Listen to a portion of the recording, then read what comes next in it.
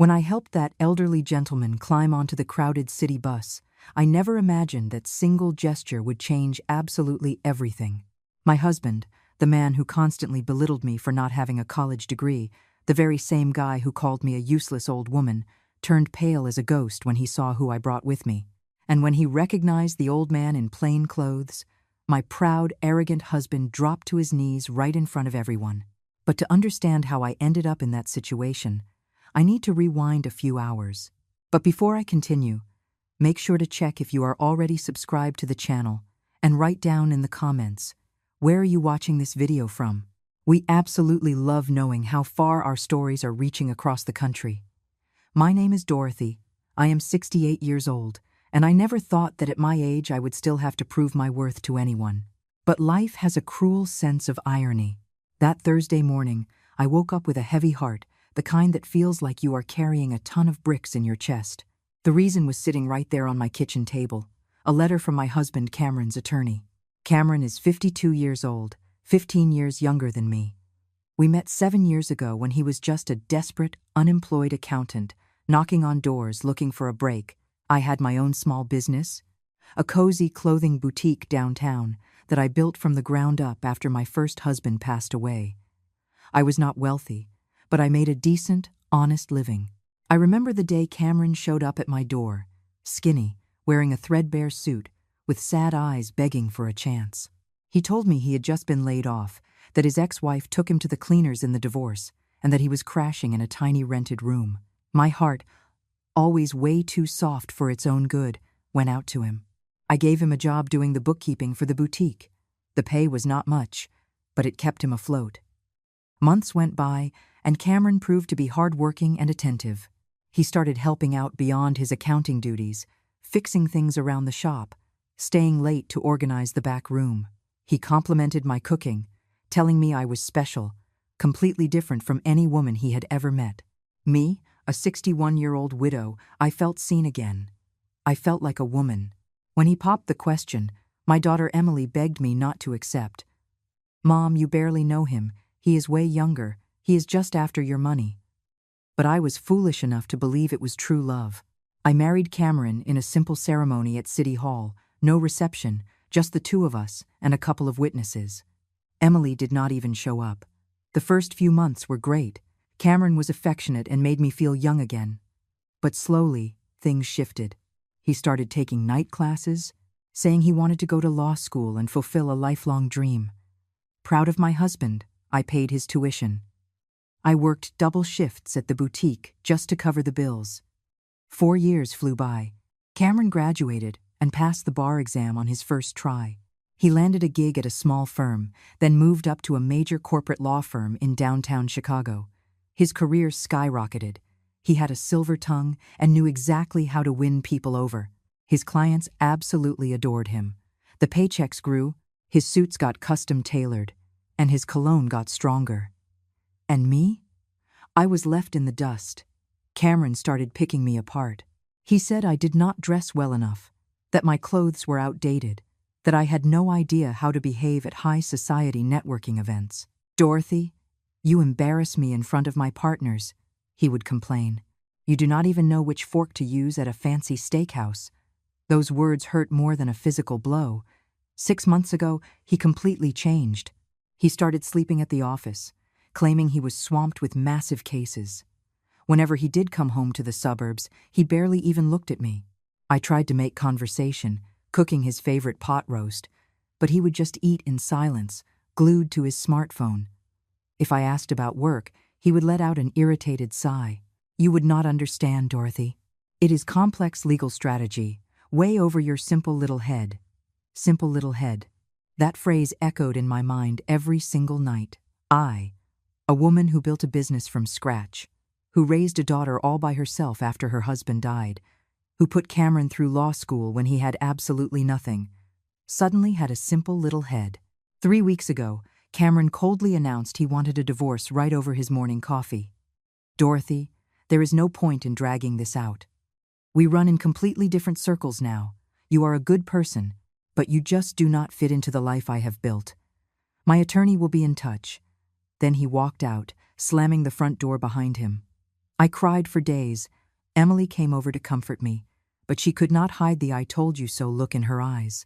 The letter that arrived today confirmed the divorce hearing. Tomorrow morning, at 9 o'clock sharp, in family court, Cameron was demanding an equal division of assets.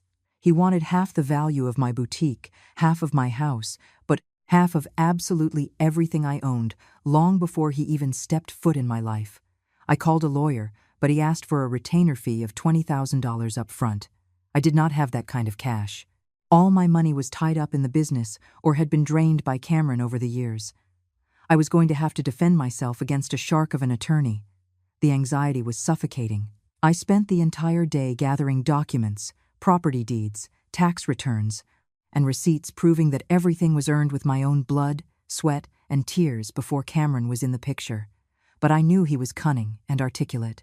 I was just an older woman without a fancy degree who struggled to speak with legal jargon. How on earth was I supposed to face Cameron and his smooth talking? That night, I barely slept a wink. I kept tossing and turning, picturing the courtroom scene. Cameron in his crisp, tailored suit, and me in my plain dress, trembling in front of the judge. I saw my entire life falling to pieces, everything I fought for being snatched away by a man I fed when he was starving. By 6 o'clock in the morning, I gave up trying to sleep. I got up, took a shower, and picked out my best dress, a navy blue one I bought 10 years ago for Emily's wedding. It fit a little loose on me now. The heartbreak had made me drop a lot of weight. I swiped on some lipstick and tried to hide my dark circles with concealer. The mirror stared back with the image of an exhausted woman, aged by sheer grief. I grabbed my worn-out leather purse, stuffed the documents into a plastic folder, and double-checked the courthouse address. I did not have a car. Cameron had taken our only SUV. I would have to take the city bus. The walk to the bus stop was brutal, easily over a mile. I put on my most comfortable walking shoes and headed out. The sun was already beating down by 7:30 in the morning. My legs ached with every step, and my arthritis, which had been acting up for years, was screaming in protest. But I kept pushing forward, one step at a time, clutching my folder of documents like it was a bulletproof vest. When I finally reached the bus stop, I was panting and drenched in sweat. I collapsed onto the hot metal bench, trying to catch my breath. All around me, commuters in a rush were scrolling through their phones, anxious for the delayed bus. Nobody made eye contact. We were all strangers, isolated in our own lonely bubbles. The bus finally pulled up 20 minutes later. It was packed to the brim, as usual for the morning rush hour. The doors swung open, and the crowd shoved their way inside. I managed to squeeze on with a lot of difficulty, gripping the metal handrail for dear life. The driver was already yelling impatiently. I swiped my transit card and looked for something sturdy to hold on to. There were no empty seats. That is when I saw him. Right behind me, an elderly gentleman was struggling to climb the steep steps of the bus. He must have been at least 80 years old, maybe more, frail, hunched over, holding a wooden cane in his trembling hand. He wore a dress shirt that had yellowed with age and slacks that were worn thin at the knees. His white hair was a bit disheveled. The driver honked the horn in irritation. "Come on, Grandpa, step on it." The fare collector slapped the side of the bus, visibly annoyed. The old man reached for the handrail, but his shaky fingers could not get a solid grip. Suddenly, the bus lurched forward. The elderly man lost his balance, his fragile body swaying dangerously backward toward the concrete sidewalk. I did not even think. My body reacted way before my brain caught up. I dropped my folder on the floor, grabbed the man's arm with both hands, and hauled him inside with every ounce of strength I had left. He weighed practically nothing, light as a feather. "Watch out, sir!" I yelled, pulling him safely against my chest. He was pale and gasping for air. His wide eyes looked at me with a mix of shock and profound gratitude. "Thank you, ma'am. You just saved me from a very nasty fall." His voice was raspy but incredibly polite, carrying a refined tone that hinted at years of higher education. I glared around the bus. Every single priority seating spot was taken by college kids with noise-canceling headphones, either pretending to be asleep or glued to their screens. A quiet rage boiled up inside my chest. "Excuse me," I projected my voice loudly, tapping the shoulder of a teenager in a baseball cap occupying the first seat. Would you mind giving up your seat for this gentleman? The kid shot me a dirty look, let out an annoyed huff, but stood up while muttering something under his breath about annoying boomers. I did not care. I helped the old man sit down, steadying his arm until he was settled. I scooped my folder off the floor and stood right beside him, holding on to the overhead bar. "You are incredibly kind," the old man said, finally catching his breath. His eyes, though tired, sparkled with sharp intelligence. It is rare to see anyone go out of their way for a stranger nowadays. "What is your name, if you do not mind me asking?" "Dorothy," I replied, forcing a smile despite the heavy knot in my chest. "And you?" "You can call me Professor Arthur," he said, resting his cane between his knees. "Arthur Sterling, at your service. I was a professor for many years. I am retired now, but the title just sort of stuck, like an old comfortable sweater I cannot stop wearing." We chatted for the rest of the ride. Professor Arthur had a soothing, steady voice. He asked me where I was heading so early in the morning, and I do not know why. Maybe it was the kindness in his eyes, or maybe I was just desperate to vent, but I spilled everything. I told him all about Cameron, how I bailed him out when he was dead broke, about the messy divorce, and how I was on my way to family court to defend my entire livelihood completely alone. The words just came tumbling out of my mouth, and I fought hard to keep from crying right there in public. "I am so sorry, Professor. I really should not be dumping all this on a perfect stranger. But it has been so long since anyone actually listened to me." Professor Arthur sat in silence for a moment, staring out the smudged bus window. When he finally spoke, his voice carried a firmness that caught me off guard. "Miss Dorothy, the kindness you showed today, stepping up to help an old stranger, speaks volumes more about your character than 1,000 fancy degrees ever could. That husband of yours is an absolute fool. Men like that never recognize the true value of what they have until it is entirely gone." His words wrapped around me like a warm blanket. "You are very sweet, Professor, but honestly, I have no earthly idea how I am going to face Cameron on my own. He is a high-powered attorney, he smooth-talks everyone, and he knows the law inside and out. I am just an aging shop owner who barely finished high school. I am going to lose absolutely everything. Never tell yourself you are worthless just because you lack a piece of paper, Dorothy." The professor's tone grew deeply serious. "I taught law for 40 years. I have crossed paths with brilliant attorneys who were downright despicable human beings, and I have met everyday, hard-working folks who possessed more wisdom than a room full of Ivy League scholars. The true measure of a human being is not found in the credentials hanging on their wall, but in the actions they choose to take." I wanted to believe him, I really did, but my terror overshadowed his comforting words. The city bus kept bouncing over potholes, inching me closer to my destination and my absolute worst nightmare. "Where are you heading today, Professor Arthur?" I asked. Trying to change the subject before I started bawling, he offered a mysterious little smile. "Oh, I have a few errands to run. Nothing too major, just a quick visit. You know, Dorothy, sometimes life places us in the exact right spot at the exact right moment. I was planning on taking my car this morning, but something told me to hop on the bus, just to reminisce about the good old days. And look at that, I had the pleasure of meeting you. Aren't life's little coincidences fascinating?" We shared a knowing smile, a bit melancholic, but deeply genuine. Suddenly, the bus driver hollered over the intercom. "Courthouse District, Family Court, next stop." My heart hammered against my ribs. It was my stop. The moment of truth had arrived. "This is where I get off, Professor," I said, my voice shaking slightly. "It was wonderful talking to you. Thank you for lending an ear." To my absolute shock, Professor Arthur began to stand up as well, leaning heavily on his wooden cane. "This is my stop too, Dorothy. Let me give you a hand with that heavy folder." "Oh, there is no need, Professor. You are already exhausted. I insist." His eyes flashed with a determination that made it impossible to argue. Just consider it a small favor from a stubborn old man.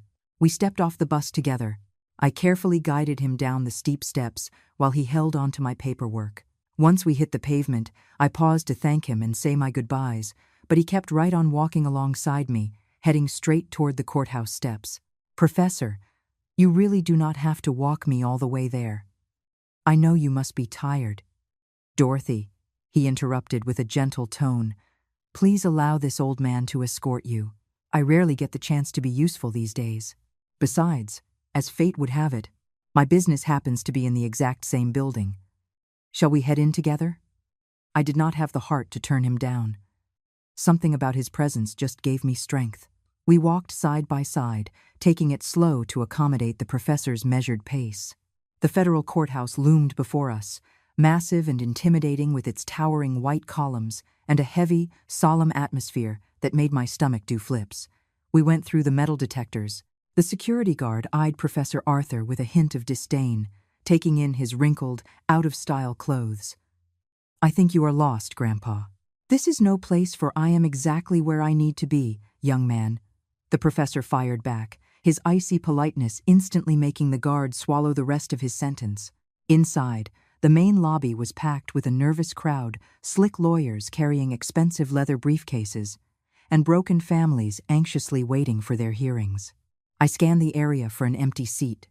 Professor Arthur pointed toward some wooden benches down the hall near the courtrooms. We sat down together. My legs were visibly shaking. I nervously watched every single person walking by, terrified of spotting Cameron. I checked the wall clock every 2 minutes. It was 20 minutes to 9. Take a deep breath, Dorothy, the professor whispered. You are going to be just fine. Keep your chin up, speak the absolute truth, and justice will prevail. I wanted to believe that. I really did. But I knew Cameron. I knew how he could twist words and make the devil look like an angel. How could a simple, nervous woman like me ever compete against that? And then, I saw him. Cameron strolled into the lobby like he owned the entire building. He wore an immaculate charcoal suit, a blue silk tie, and dress shoes polished to a mirror shine. Right next to him walked a younger attorney, lugging a massive, overstuffed briefcase. Cameron was grinning from ear to ear, talking loudly on his cell phone. His voice echoed down the hall. He wanted everyone to notice him. He thrived on showing off his success. My stomach twisted into knots. By pure instinct, I dropped my head, wishing the floor would just open up and swallow me whole. But it was too late. Cameron spotted me. His gaze swept the lobby and locked onto me huddled in the corner.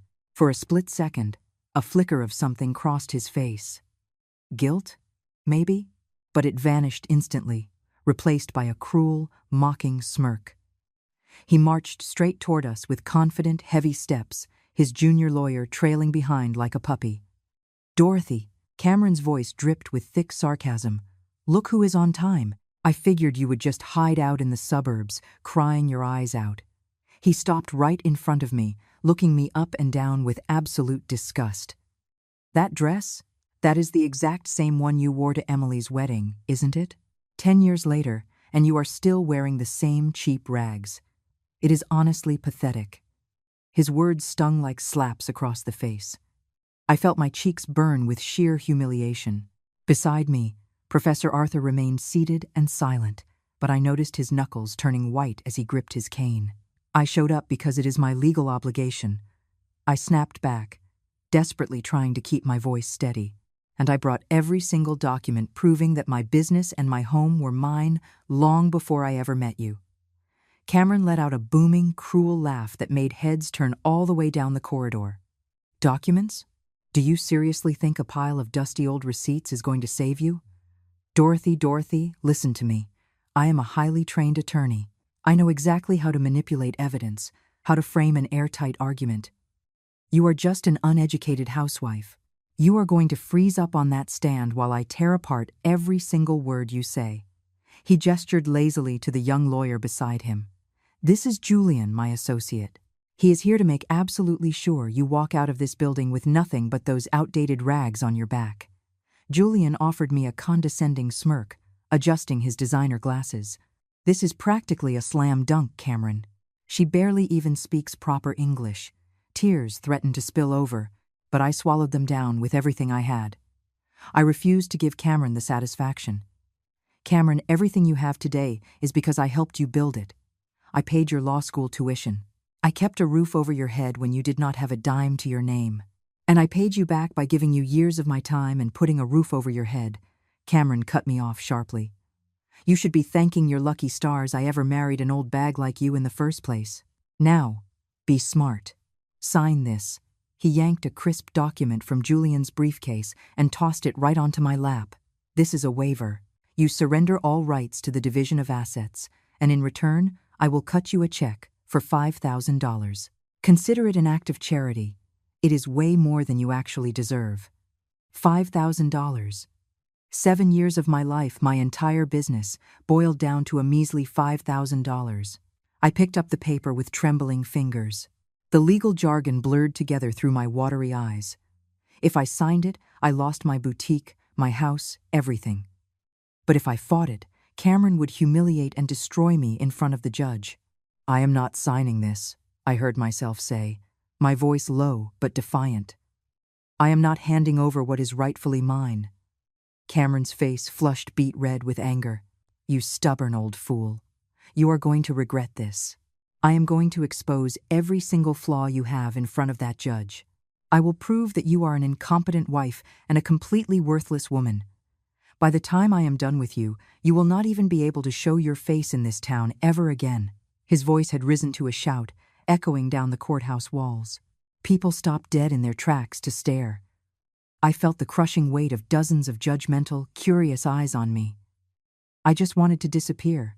That is when Professor Arthur's voice sliced through the tension. It was quiet, composed, but carried an undeniable authority that made Cameron shut his mouth mid-threat.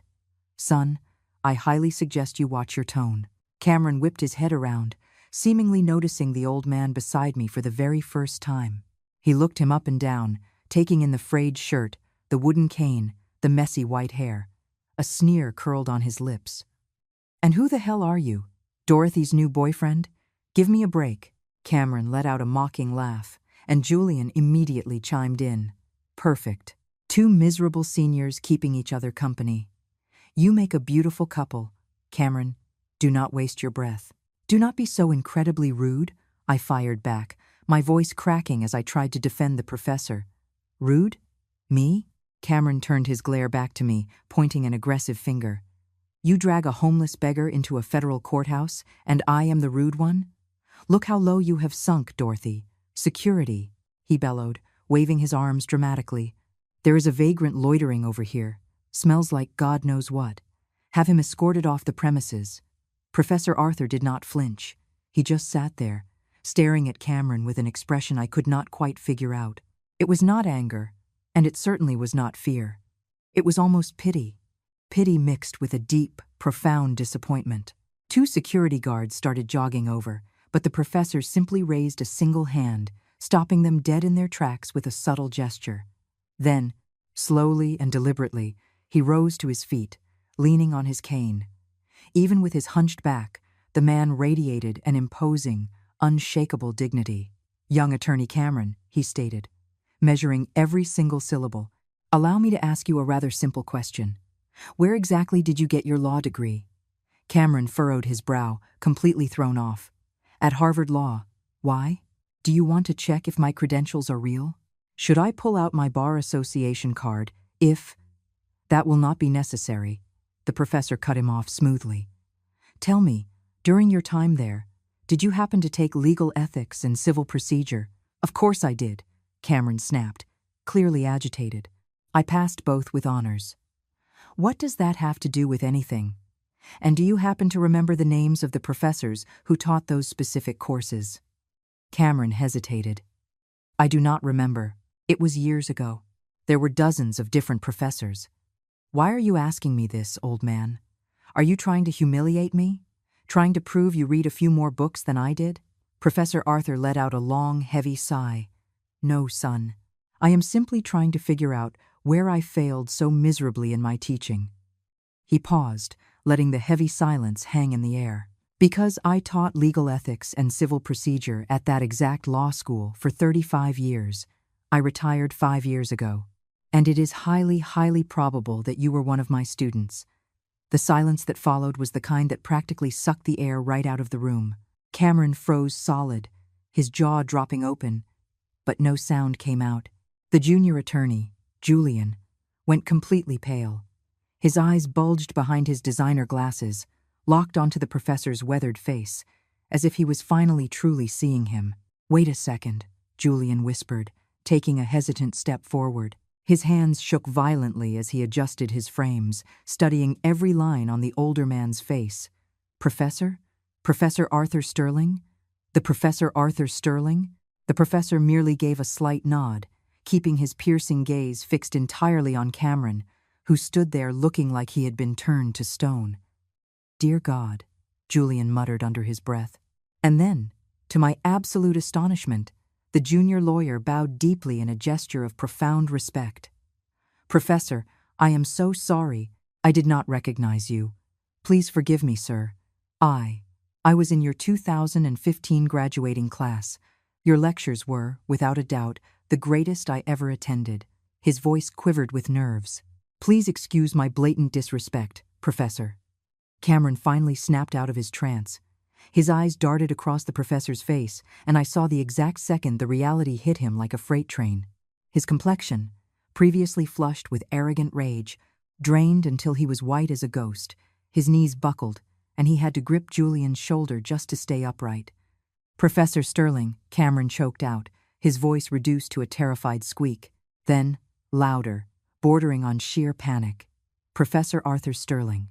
He buried his face in his hands, aggressively rubbing his eyes like he was trying to wake up from a nightmare. No, this is impossible. "You?"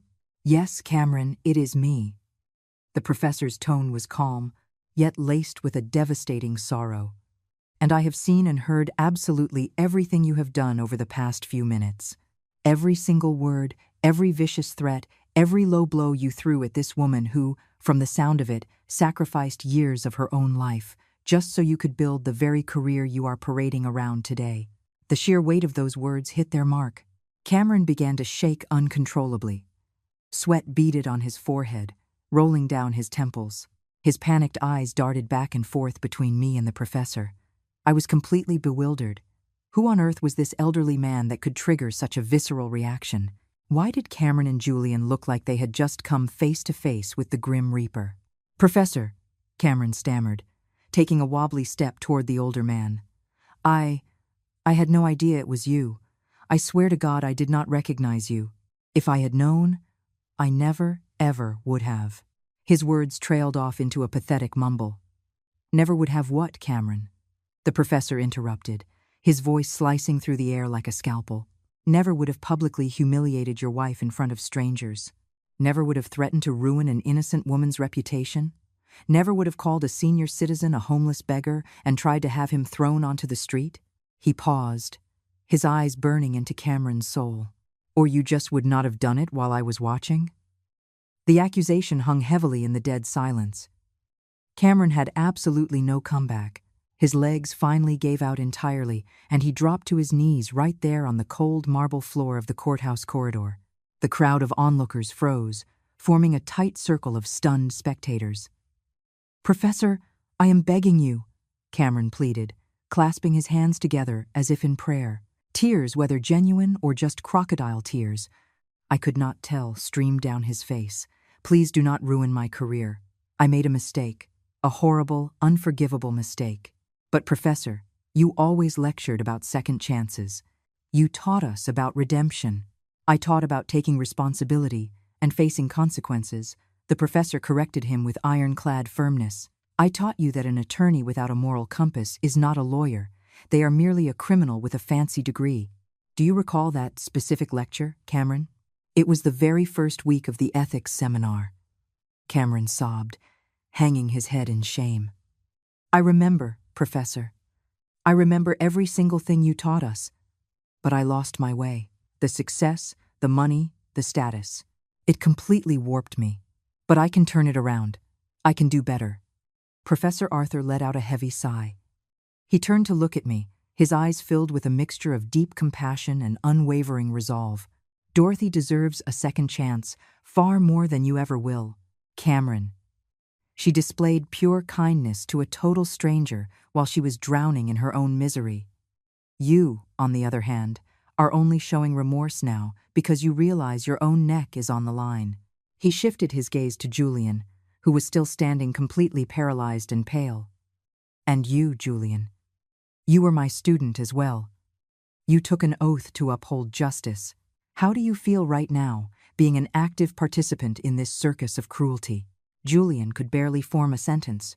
Professor, I was just backing up a senior partner.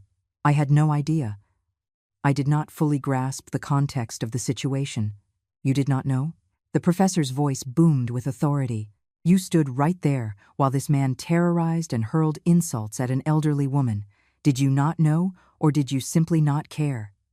He shook his head slowly, visibly disgusted. The both of you have profoundly disappointed me.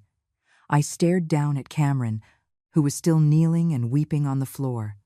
A tiny sliver of me, the part that remembered loving him, felt a twinge of pity. But a much larger, stronger part of me felt righteous anger. He was not crying because he shattered my heart. He was crying because he got caught. He was weeping purely out of terror of losing his precious elite career. Get off the floor, Cameron, the professor finally ordered, sounding deeply exhausted. You are making a pathetic spectacle of yourself. We are going to handle this properly, inside a courtroom. Cameron staggered to his feet, leaning heavily on Julian for support.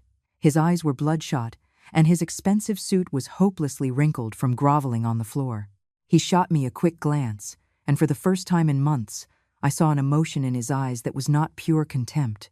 It was fear, unadulterated terror. The hearing is starting in 5 minutes, a court clerk announced from down the hall. Case number 4582. Family Court. Courtroom 3. It was my case. Professor Arthur gently placed a hand on my shoulder. Let us go, Dorothy. It is time. We walked down the corridor together. Me, the professor, and trailing a few steps behind us, Cameron and Julian dragging their feet like condemned men walking to the gallows. I still could not entirely wrap my head around what was happening, but for the first time since I opened that legal letter, I felt a tiny spark of genuine hope. The courtroom was intimate, with plain white walls and a long mahogany table facing the judge's bench. There were a few wooden pews for spectators. We walked in and took our respective sides. The professor and I sat on the left. Cameron and Julian took the right. The silence in the room was suffocating. Cameron did not even dare to glance in my direction. He kept his head bowed, his hands tightly clasped on the table, trembling visibly. Julian nervously flipped through a stack of files, but his eyes constantly darted over to the professor. Dorothy, the professor whispered, leaning in close. Do you have all your financial documents with you? Yes, Professor, I replied, showing him my stuffed plastic folder. But I really do not know if this is going to be enough. Cameron is a ruthless attorney. Just leave him to me, he said, offering a warm smile that instantly settled my nerves.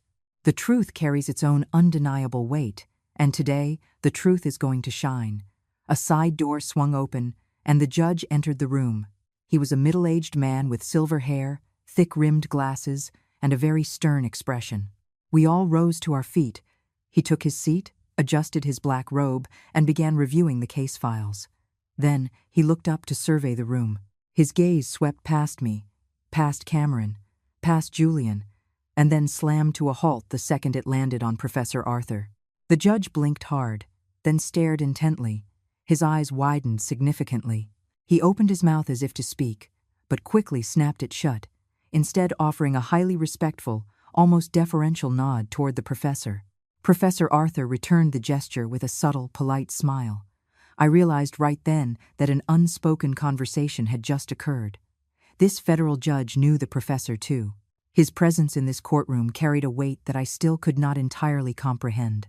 Case number 4582, the judge commenced, his tone strictly formal but tinged with a slight nervousness.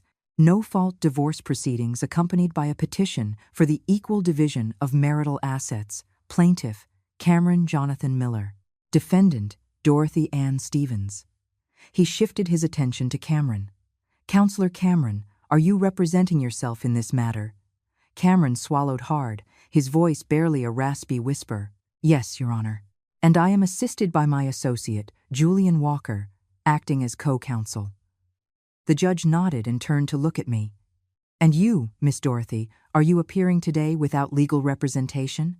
Before I could even open my mouth, Professor Arthur slowly rose from his chair, leaning on his wooden cane. With the court's permission, Your Honor, my name is Arthur Sterling, State bar number. He rattled off a sequence of digits that I could not memorize. And I will be serving as lead counsel for Miss Dorothy in today's proceedings. You could hear a pin drop in that courtroom. The judge turned completely ashen. The hand gripping his fountain pen began to tremble. Professor Sterling, the judge said, dropping all judicial formality and speaking with a reverence that bordered on awe. It is a profound honor to have you in my courtroom, sir. I had absolutely no idea you were still actively litigating. I do not step into courtrooms very often these days, the professor replied with a serene calmness. But I make exceptions for causes that truly move my soul, and this happens to be one of them. The judge swallowed hard, nervously shuffling his papers. Of course, Professor. Naturally. Please, proceed. Cameron looked entirely shattered. He had his head buried in his hands, his shoulders slumped in defeat.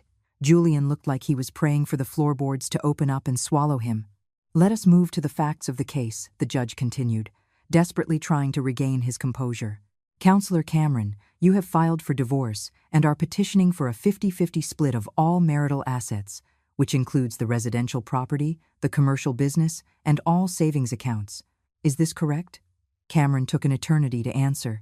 When he finally spoke, his voice was a broken rasp. Your Honor, I would like to formally withdraw my petition for the division of assets. The judge blinked, completely taken aback. Excuse me? You are withdrawing the petition? Yes, sir. Cameron lifted his head, and I saw a man utterly broken. I formally acknowledge that the assets in question belonged entirely to my wife long before our marriage took place. I have zero legal claim to them. I want it on the official record that I am waiving my right to any financial division. Julian stared at Cameron with a mix of overwhelming relief and sheer disbelief. The judge, still processing the sudden twist, began writing furiously. Let the record reflect that the plaintiff voluntarily withdraws his claim to marital assets. Professor Arthur remained seated, the picture of calm, but I caught a faint, satisfied smile playing on his lips. He had not even needed to present an argument, and Cameron was already dismantling his own case. And regarding the grounds for the divorce? The judge pressed on. Do you still maintain your claim that Miss Dorothy is no longer suited to your current social and professional standing? Cameron squeezed his eyes shut, swallowing whatever shred of pride he had left. No, Your Honor. That was a massive mistake. A cruel, horrific mistake on my part. The absolute truth is that I am not worthy of my wife. She is a woman of immeasurable value, and I was an arrogant fool who failed to appreciate her. His voice cracked painfully on the final syllable. I stared at this man who had inflicted so much damage upon me, completely humbled and broken, and I felt, what? Satisfaction? Perhaps a tiny bit, but mostly, I just felt a deep, profound pity. I pitied him because his remorse was not born out of genuine love or regret. It was born out of sheer terror of losing everything he worshipped. Miss Dorothy, the judge addressed me directly for the first time. Do you confirm that you wish to proceed with the divorce? I took a deep, steadying breath. This was the question that would dictate the rest of my life. I looked at Cameron one final time. I saw the man who had been sweet in the beginning, the man I fed when he was starving, the man I backed financially when the rest of the world turned him away. But I also saw the monster who humiliated me, called me stupid, and attempted to steal everything I had built with my own 2 hands. Yes, Your Honor, I answered, my voice ringing out clear and unwavering. I absolutely confirm. I want this divorce. The judge gave a firm nod. Very well. Based on the statements provided, the plaintiff's acknowledgement of fault, and the mutual consent of both parties to dissolve this union, I hereby declare the marriage between Cameron Jonathan Miller and Dorothy Ann Stevens officially dissolved. All listed assets shall remain the sole and exclusive property of Miss Dorothy. No alimony will be awarded to either party. This case is closed. He slammed his wooden gavel down 3 times. That was it. It was over. I was officially divorced, completely free, and I had not lost a single dime. On the contrary, I kept everything that rightfully belonged to me. Tears spilled down my cheeks, but this time, they were completely different. They were not tears of anguish. They were tears of pure relief, of total liberation. Professor Arthur gently patted my arm. Congratulations, Dorothy. Justice was served today. Cameron slowly rose to his feet. He swayed slightly, and Julian had to grab his elbow to keep him steady. Without making eye contact with anyone, the two of them practically bolted out the double doors. I heard Cameron let out a choked sob out in the hallway, his voice breaking as he mumbled something I could not decipher. I remained glued to my seat for a moment, letting the reality wash over me. The judge stood up, offered a deep, respectful bow to Professor Arthur, and quietly exited through his private chambers. The courtroom was totally empty, just me and the professor. "Professor," I finally managed to speak, my voice thick with emotion. "I do not even possess the words to thank you. You literally saved my life today. But I just do not understand. Who exactly are you? Why does everyone in this building treat you like royalty?" Professor Arthur smiled, a weary yet incredibly warm expression. "Dorothy, I am just an old retired professor who dedicated his life to teaching the law. I served as a tenured professor of ethics and civil procedure at Harvard Law for decades. I also sat as a judge on the Federal Court of Appeals for 15 years before finally retiring. A very large number of the high-powered attorneys and judges practicing in this city today used to sit in my lecture halls. It all finally clicked into place. Cameron was not terrified of just some random law teacher. He was petrified because the man he had ruthlessly insulted, the man he had labeled a homeless beggar, was an absolute legend in the American legal system, a titan whose mere opinion could make or permanently destroy a legal career. "But why were you riding the city bus dressed like that?" I asked, still baffled. "You obviously have a car, a driver, surely you." Professor Arthur let out a soft chuckle. "Ah, Dorothy, yes, I have all of those luxuries. But you know what? Sometimes a man just needs to go back to his roots, to remind himself of exactly who he was before all the prestigious titles and the money. I grew up dirt poor, out in a small coal mining town in Appalachia. I used to walk miles in the freezing cold just to get to a one-room schoolhouse. I worked grueling manual labor during the day and studied law by candlelight at night. When I finally made it to the top, I made a silent promise to myself that I would never, ever forget those days." He paused, his gaze drifting toward the empty judge's bench. "So, every now and then, I leave the tailored suits and the luxury sedan at home. I hop on a crowded public bus, and I walk the gritty city streets. I like to observe how people truly behave when they have no idea who I am. And this morning, Dorothy, I observed you." He looked me dead in the eyes, his expression brimming with raw emotion. I saw a woman who, despite carrying a mountain of her own grief, stopped everything she was doing to save an elderly stranger. Without demanding a single thing in return, without knowing I had a dime to my name. You did it purely out of the goodness of your heart. And right then and there, I knew beyond a shadow of a doubt that I had to help you. Tears were freely streaming down my face now. "Professor, I only did what any decent human being would do." "No, Dorothy. You did what the vast majority of people actively choose not to do. On that jam-packed bus, you were the only one who lifted a finger. Those college kids in the priority seats pretended to be fast asleep. The transit worker yelled at me. The driver hit the gas while I was still dangling off the steps. But you, carrying your own world of pain, you grabbed onto me when I was falling. You fought for a seat for me. You treated me with absolute dignity." He reached up and wiped a stray tear from his wrinkled cheek. "Do you know what that proved to me? That a person's true worth is never found in their bank account or on a fancy diploma. It is found in their everyday actions. And today, I was honored to return the favor. It was God himself who placed us both on that bus." I threw my arms around the professor. This incredible man, who just a few hours ago was a total stranger, now felt like a guardian angel. We both shed tears right there in the courtroom. Just two older souls who truly understood the immense power of kindness in an incredibly selfish world. As we pulled away, he reached into his worn breast pocket and handed me a card. "Dorothy, hold on to this. If you ever need anything at all, legal advice, or just a friend to talk to you, call me. My door will always, always be open to you." I took the card with shaking hands. It was a simple, elegant white card with his name and a phone number.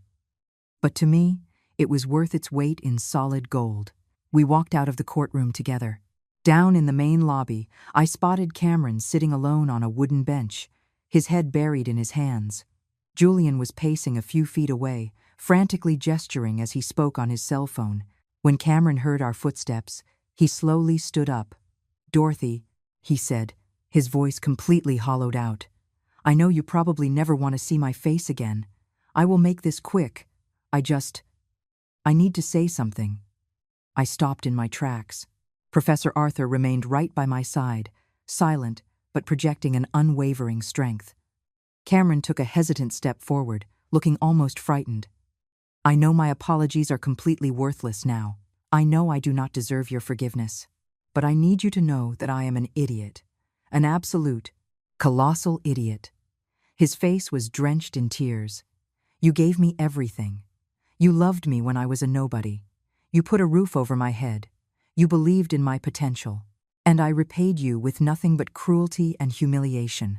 He slowly turned his gaze toward Professor Arthur. "And even worse, I hurled insults at the very man who taught me everything I know. The mentor I idolized, whose photograph literally sits on a bookshelf in my office. I called him a beggar.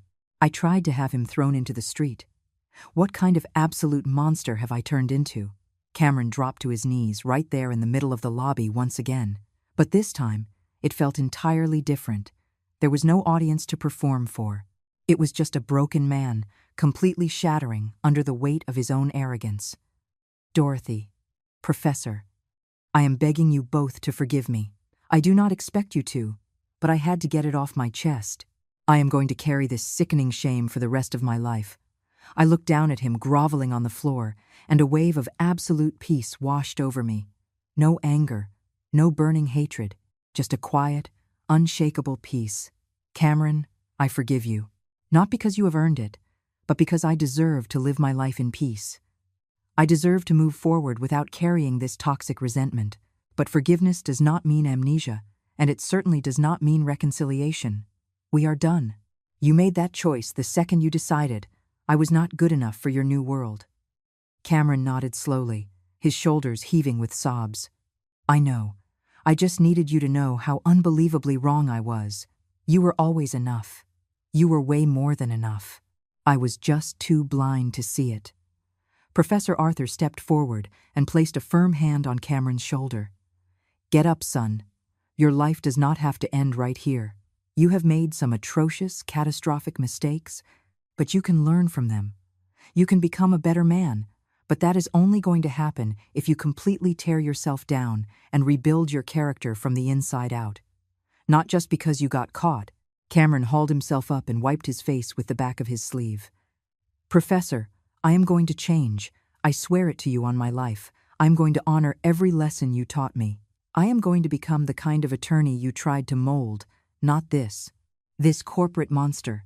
"I sincerely hope you mean that," the professor replied firmly, "because I will be watching your career very closely. Now, go. Take a long, hard look at everything that transpired today." Cameron nodded. He looked at me one final time, his eyes radiating a profound, devastating regret. Then he turned and shuffled out the glass doors, with Julian following closely behind. I stood there in the empty lobby with Professor Arthur. I was finally free. I was finally at peace. "Let us get out of here, Dorothy," the professor said with a warm, grandfatherly tone. "I am taking you home. You are absolutely not getting on another city bus today. Oh, Professor, please do not go out of your way, I completely insist. Besides, I am dying to see this famous clothing boutique of yours. Who knows? Maybe I am in the market for a new wardrobe."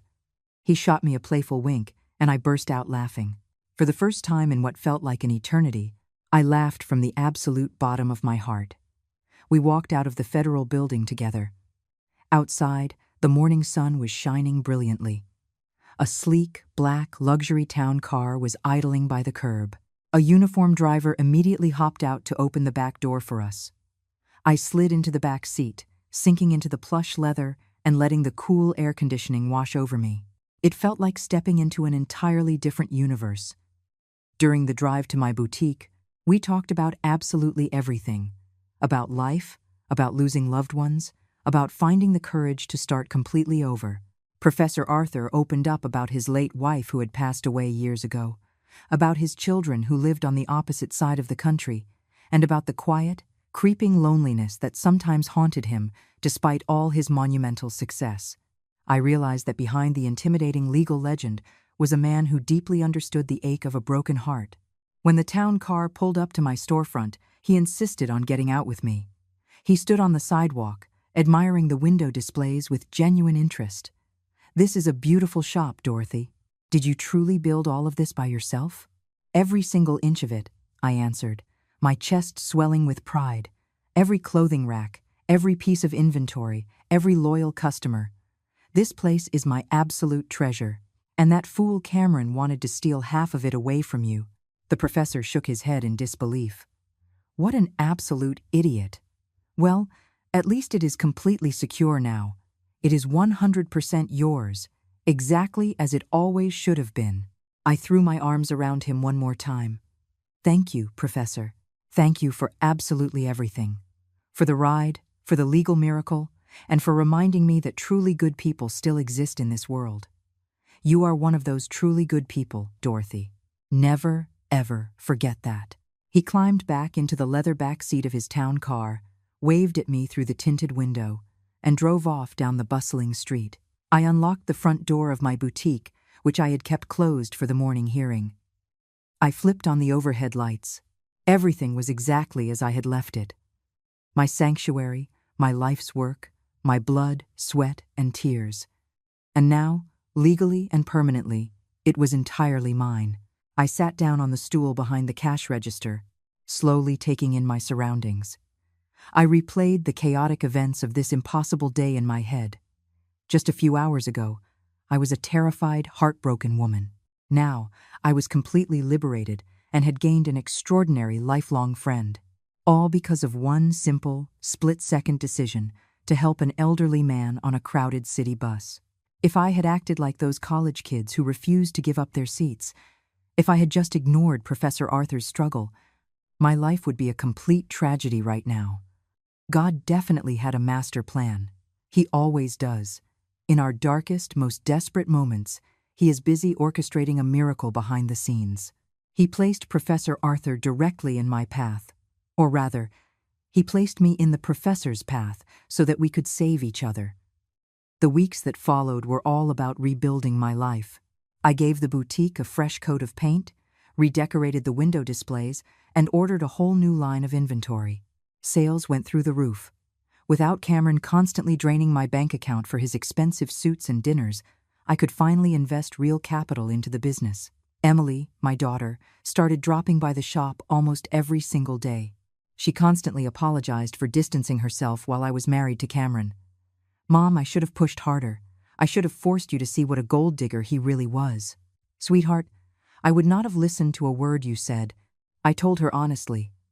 "Sometimes, a person just has to walk through the fire to learn the lesson. And trust me, I learned it. I finally learned exactly what I am worth. About a month after the divorce was finalized, my cell phone rang. It was Professor Arthur. "Dorothy, my dear, how have you been?" "I am doing wonderfully, Professor. Truly wonderful. The boutique is booming. How about you?" "I am doing quite well myself. Listen, I am hosting a dinner party at my estate this coming Saturday. Just a small gathering of close friends, people I deeply respect. I would be absolutely honored if you would attend." I felt incredibly flattered, but immediately anxious. "Oh, Professor, I do not know.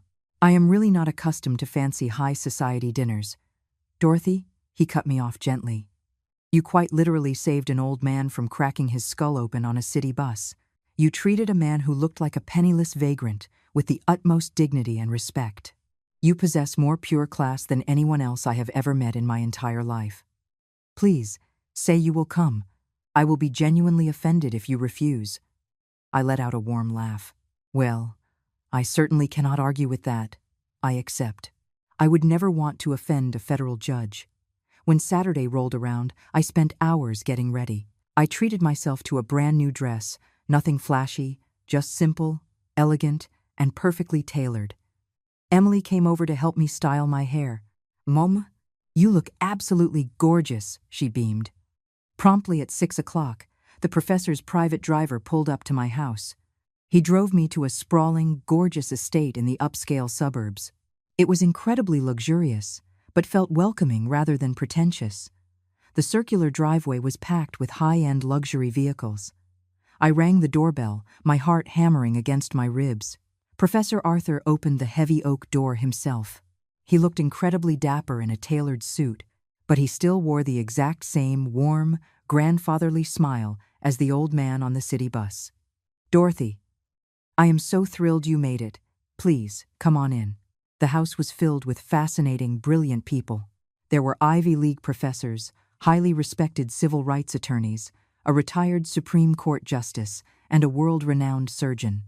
But instead of looking down on me, they welcomed me with open arms. The second Professor Arthur introduced me as the woman who saved him on the transit bus and restored his faith in human kindness. Over a multi-course dinner, the professor recounted the entire story to the table. He did not leave out a single detail. He talked about how I physically pulled him onto the bus, how he witnessed Cameron brutally degrading me in the courthouse lobby, and how the hearing played out. The entire table listened in absolute, stunned silence, and when he finished, the room erupted into genuine applause. To Dorothy, the professor announced, raising his crystal wine glass high in the air, a woman who conclusively proved that true nobility is not found in a fancy title, but in the actions we take when no one else is watching. The entire table raised their glasses. To Dorothy, they echoed in unison. And we drank. I spent the rest of the evening engaged in deep, fascinating conversations. I realized that the world was so much bigger, so much richer than the tiny, belittling bubble Cameron had trapped me in. And more importantly, I realized that I absolutely deserved a seat at that table, not as a wealthy lawyer's arm candy, but simply as myself. As the evening wound down and I was preparing to leave, the professor pulled me aside into his grand study. "Dorothy, you do not have to give me an answer right this second, but I have a proposition for you. I am on the board of a nonprofit organization that provides resources for women escaping domestic abuse and predatory, manipulative divorces. We are desperately in need of volunteers to provide emotional counseling and mentorship. Given everything you have survived, you would be absolutely perfect for the role." I did not even have to think about it. Mentoring broken women? Offering a lifeline of hope to those who felt completely worthless? "Professor, I am all in. When do I start?" His face lit up with a massive grin. "I knew you would say yes. I will have my assistant email you all the onboarding details on Monday. And Dorothy, I am incredibly proud of you. I am proud of the fiercely strong woman you have always been and the woman you are finally allowing the world to see." I walked out of that mansion with a heart completely overflowing with purpose. My life had completely flipped upside down in the best way possible. I went from being a humiliated, battered wife to a deeply respected, independent woman. I went from believing I had a simple little head to becoming a beacon of inspiration for others. And as for Cameron, I heard through the grapevine that he was still practicing law downtown, but that he had undergone a massive personality shift. The rumors said he was living a much humbler life, treating his junior staff with actual respect and taking on pro bono cases. Whether those rumors were entirely true or not, I genuinely did not care. My future no longer had any room for him in it. I threw myself into my work at the nonprofit organization. Twice a week, I sat in a circle with terrified, heartbroken women. I shared my entire story with them. I taught them that it is entirely possible to walk through hell and come out the other side victorious. But Miss Dorothy, a young, bruised woman, asked me during one of our group sessions, "You got incredibly lucky running into that famous judge on the bus. What on earth would have happened to you if you had never bumped into him?" I pondered her question for a moment, letting the weight of it sink in. "You know, honey, I honestly do not believe luck had anything to do with it. It was simply the law of consequence. For 7 long years, even while Cameron was emotionally destroying me behind closed doors, I actively chose to remain a kind person. I checked in on my elderly neighbors, I donated to the local food drives, I treated my retail employees with total respect, and on the exact day I needed a miracle the most, the universe paid that kindness back with interest." I took a deep breath, looking around the circle of women. If I had allowed Cameron's toxicity to turn me into a bitter, selfish person, I would have walked right past that struggling old man without a second thought, and I never would have met my saving grace. Our everyday acts of kindness open doors we do not even know exist. They plant tiny seeds that end up blooming when we least expect them to. The young woman began to quietly weep. So, does that mean there is still hope for someone like me? I reached across the circle and grabbed both of her hands tightly. There is always hope, sweetheart. Always. The months quickly morphed into a full year, a whole 365 days since that terrifying morning I boarded the Chicago transit bus. My reality was completely unrecognizable. The boutique had doubled its profits. I had to hire 2 full-time managers just to keep up with the foot traffic. Emily was pregnant with my very first grandchild. I was actively changing lives at the nonprofit center, and Professor Arthur had become the greatest friend I had ever known. We made it a tradition to grab lunch at a cozy downtown diner every single Wednesday. He expanded my horizons, teaching me about classical opera and taking me to fine art museums. In return, I taught him about the rustic, hearty recipes my mother used to make and showed him how to find immense joy in the simple, quiet moments of life. You know, Dorothy, he told me over a plate of meatloaf at our favorite diner, you completely changed the trajectory of my life as well. Before I met you, I was feeling incredibly useless, just a relic of the past waiting out the clock. But you reminded me that I still have the power to make a tangible difference in this world.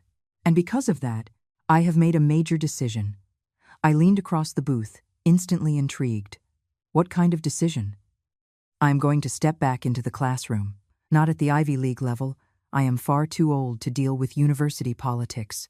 But I am going to launch a series of completely free, community-based ethics seminars for first-year public defenders and rookie lawyers. I want to ensure the next generation of attorneys actually possesses a moral backbone. I beamed with absolute pride. Professor, that is the most incredible thing I have ever heard. And, he pointed a French fry directly at me, I want you to be my guest lecturer. Your personal story, your lived experience navigating the dark side of the legal system holds infinitely more value than any textbook theory I could ever assign. Will you do it? I accepted the offer without a millisecond of hesitation. And just like that, a brand new chapter began. Twice a month, I stood at the front of a crowded lecture hall alongside the legendary Professor Sterling.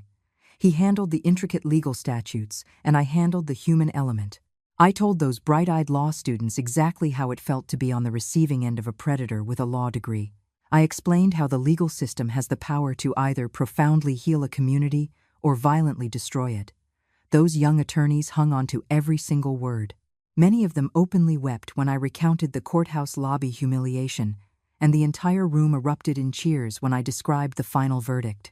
And at the end of every seminar, they all solemnly swore to be better. Always remember this, the professor would tell them as the class wrapped up. You are not just lawyers looking to bill hours.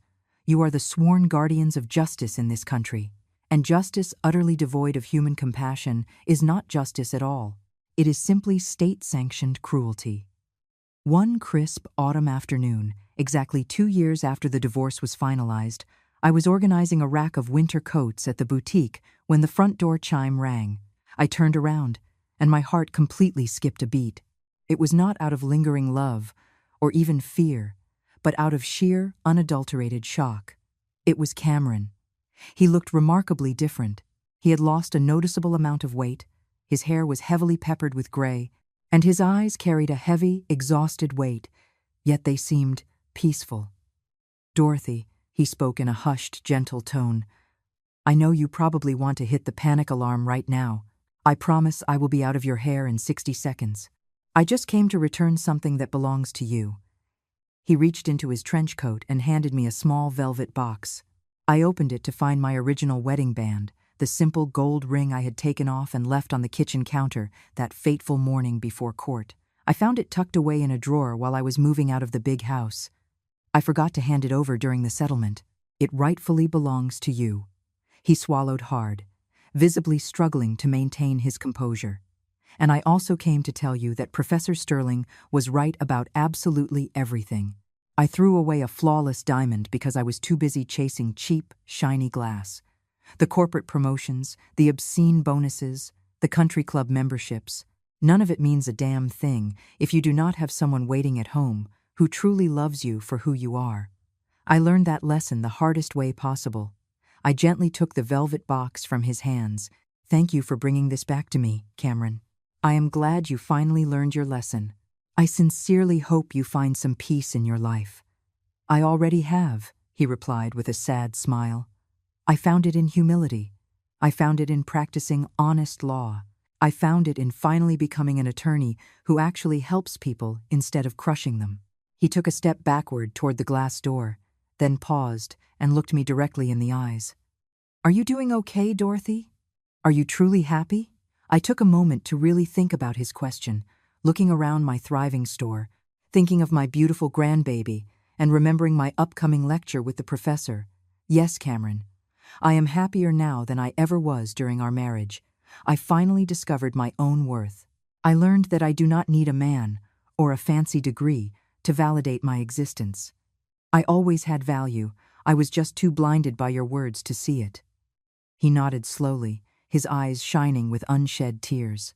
You deserve every ounce of happiness in the world. Goodbye, Dorothy. And with that, he walked out the door. I never saw him again. I read in a local paper months later that he had opened a tiny, modest storefront law office in a working-class neighborhood, dedicating his entire practice to pro bono civil rights cases. It seemed he had actually become the ethical lawyer Professor Sterling had always hoped he would be. I truly hope it was a genuine redemption, but my focus remains solely on moving forward. My boutique, my women's shelter, my university lectures. My grandson was born a beautiful, healthy baby boy, with my exact same bright eyes. Emily and I share a bond stronger than steel. I have surrounded myself with an incredible tribe of fiercely loyal friends. My life is far from a flawless fairy tale.